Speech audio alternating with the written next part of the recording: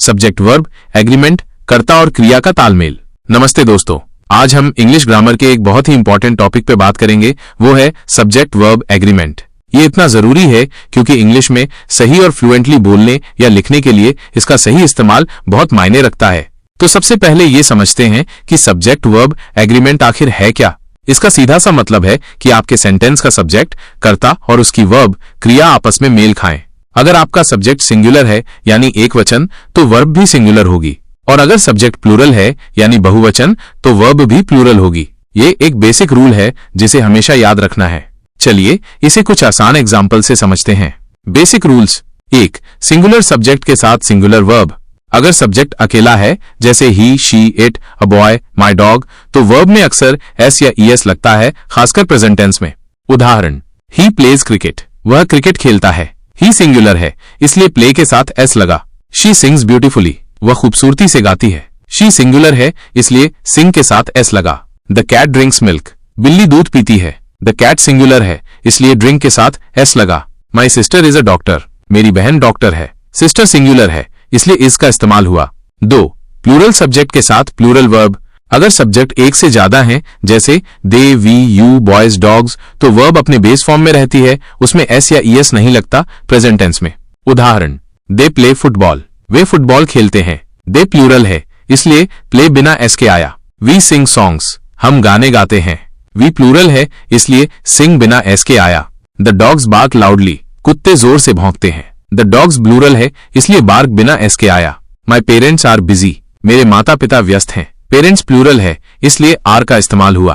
कुछ complicated situations और उनके रूल्स। अब हम कुछ ऐसी सिचुएशंस देखेंगे जहां सब्जेक्ट वर्ब एग्रीमेंट थोड़ा मुश्किल लग सकता है, लेकिन अगर रूल्स पता हो तो ये भी आसान हो जाते हैं। 1. कंपाउंड सब्जेक्ट एंड के साथ। जब दो सिंगुलर सब्जेक्ट्स को एंड से जोड़ा जाता है तो वर्ब हमेशा प्लूरल होती है। उदाहरण, Ram and Shyam are friends, Ram और श्याम दोस्त हैं। A pen and a book are on the table, एक पेन और एक बुक मेज पर हैं। अपवाद, लेकिन अगर एंड से जुड़े दो सब्जेक्ट्स मिलकर किसी एक व्यक्ति, चीज या आइडिया को रेफर करते हैं तो वर्ब सिंगुलर होती है। उदाहरण, bread and butter is my favourite breakfast, bread और बटर मेरा पसंदीदा नाश्ता है। यहाँ ब्रेड एंड बटर एक साथ एक आइटम की तरह ट्रीट हो रहा है। Slow and steady wins the race, धीमा और स्थिर रेस जीतता है। यहाँ स्लो एंड स्टेडी एक ही कॉन्सेप्ट है। 2. आइदर और, neither nor, not only but also. जब सब्जेक्ट्स इन कंजंक्शन से जुड़े होते हैं तो वर्ब अपने सबसे नजदीकी सब्जेक्ट के साथ एग्री करती है। उदाहरण, आइदर राम और हिज ब्रदर्स आर कमिंग, या तो राम या उसके ब्रदर्स आ रहे हैं। ब्रदर्स प्लूरल है और आर के करीब हैं। Neither the students nor the teacher is present, ना तो स्टूडेंट्स और ना ही टीचर मौजूद हैं। टीचर सिंगुलर है और इज के करीब है। Not only the players but also the coach was happy, न केवल प्लेयर्स बल्कि कोच भी खुश था। कोच सिंगुलर है और वॉज के करीब है। 3. Collective noun. कलेक्टिव नाउन वो होते हैं जो एक ग्रुप को दर्शाते हैं, जैसे team, family, army, committee, audience. अगर ग्रुप को एक यूनिट की तरह देखा जाए तो वर्ब सिंगुलर होती है। अगर ग्रुप के मेंबर्स को इंडिविजुअली देखा जाए या उनके अलग अलग एक्शंस की बात हो तो वर्ब प्लूरल होती है। उदाहरण, the team is playing well, team अच्छा खेल रही है। यहाँ टीम को एक यूनिट माना गया है। The committee has decided, committee ने फैसला किया है। यहाँ कमिटी को एक यूनिट माना गया है। The audience are cheering loudly, audience जोर से तालियां बजा रहे हैं। यहाँ ऑडियंस को इंडिविजुअल यूनिट माना गया है जो अलग अलग तालियां बजा रहे हैं। The family are arguing among themselves, family के मेंबर्स आपस में बहस कर रहे हैं। यहाँ फैमिली के मेंबर्स को इंडिविजुअल माना गया है।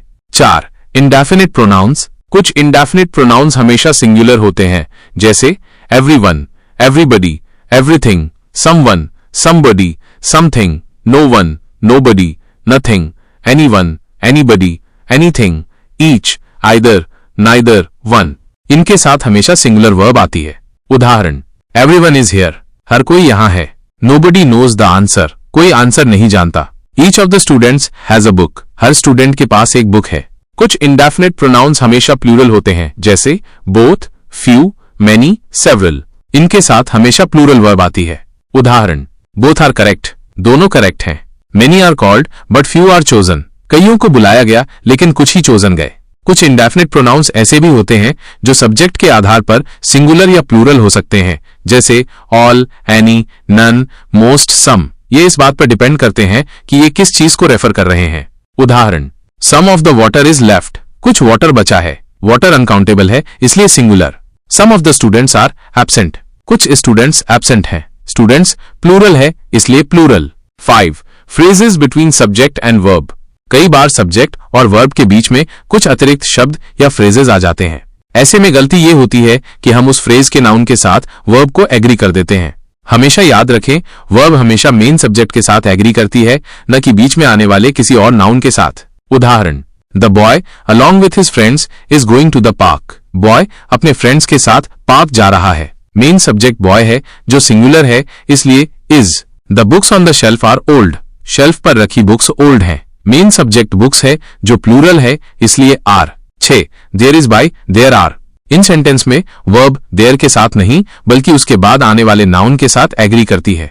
उदाहरण, there is a book on the table, मेज पर एक बुक है। बुक सिंगुलर है। There are many books on the table, मेज पर मैनी बुक्स हैं। बुक्स प्लूरल है। 7. Units of measurement, time, money, जब एक निश्चित मात्रा या दूरी को एक यूनिट की तरह देखा जाता है तो वर्ब सिंगुलर होती है। उदाहरण, 10 kilometres is a long distance. 10 kilometres एक लॉन्ग डिस्टेंस है। 10 किलोमीटर्स को एक यूनिट माना गया है। 500 rupees is a lot of money, 500 rupees बहुत मनी है। 500 रुपीज को एक यूनिट माना गया है। 3 hours is not enough for this task, this task के लिए 3 आवर्स काफी नहीं है। 3 आवर्स को एक यूनिट माना गया है। 8. सिंगुलर नाउन जो एस से खत्म होते हैं, कुछ नाउन ऐसे होते हैं जिनके अंत में एस आता है लेकिन वो सिंगुलर होते हैं, जैसे mathematics, physics, news, measles, economics, athletics. इनके साथ सिंगुलर वर्ब आती है। उदाहरण, mathematics is my favourite subject, mathematics मेरा फेवरेट सब्जेक्ट है। The news is good, the news अच्छी है। Measles is a contagious disease, measles एक कंटैगियस डिसीज है। प्रैक्टिस का महत्व। दोस्तों, सब्जेक्ट वर्ब एग्रीमेंट को अच्छे से समझने के लिए रूल्स को जानना तो जरूरी है ही, लेकिन सबसे जरूरी है प्रैक्टिस। जितनी ज्यादा आप रीडिंग करेंगे, राइटिंग करेंगे और स्पीकिंग करेंगे, उतना ही ये रूल्स आपकी जबान पर चढ़ते जाएंगे और आप बिना सोचे सही वर्ब का इस्तेमाल कर पाएंगे। तो आज हमने सब्जेक्ट वर्ब एग्रीमेंट के बेसिक से लेकर कुछ कॉम्प्लिकेटेड रूल्स तक को समझा। मुझे उम्मीद है कि ये लेक्चर आपको इस टॉपिक को गहराई से समझने में मदद करेगा। अगर आपके कोई और सवाल हैं या किसी खास पहलू पर और जानकारी चाहिए तो बेझिझक पूछें।